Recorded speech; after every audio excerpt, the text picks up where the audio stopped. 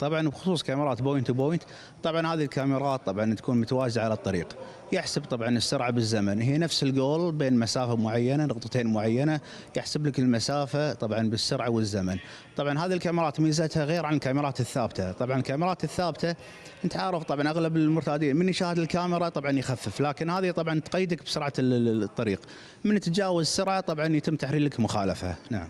يعني الرائد مهندس علي محمود القطان قسم التحكم المركزي بالاداره العامه للمرور، يعني حتى نوضحها اكثر لمرتادي الطريق حتى حق المشاهد الكريم الان وهو بالقائل، يعني عاده هو الكاميرا لابد انها تكون موجوده على الطريق في نص الطريق السريع او موجوده، لكن هذه الكاميرا شلون طريقه الحسبه؟ يعني انا مثلا هل وانا ماشي على سرعه معينه من الحسبه الاولى للحسبه الثانيه شو تحسب انه والله انا زادت سرعتي بين هالمسافه هذه بس؟ صحيح. طبعا هي نقطتين نفس الجول، نقطتين ما فيها مسافه، يحسب لك السرعه مع الزمن. انت من تعدي ال 120 خلال فتره زمنيه بين المسافه، طبعا انت عارف في طبعا متواجده بطريق العبدلي، طريق الفيحيل، طبعا وصلت الدوحه، والان طبعا بخصوص طريق الوفره اللي يربط 306 بين الوفره وبين ميناء عبد الله، فهذه طريق جميع الطرق مراقبه بالكاميرا. هذه الكاميرات الان تم وضع هذه الكاميرات اللي مثل ما تفضلت اللي بوينت تو بوينت، هي هل في سرعه زايده هناك في هذا الطريق؟ تم مثلا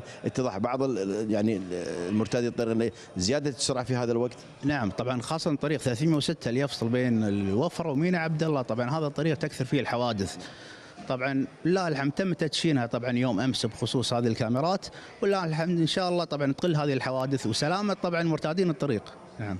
يعني هذه الكاميرات لازم انت مثل ما انت تمشي 120 لازم من تدخل من بوينت تو بوينت لازم بنفس الشيء تمشي 120 ما تتعدى اكثر من 120، اذا تعديت راح تخالف. نعم طبعا طول الطريق مراقب الشارع بهذه الكاميرات، فالالتزام بالسرعه من تجاوز السرعه طبعا يتم تحريك المخالفه.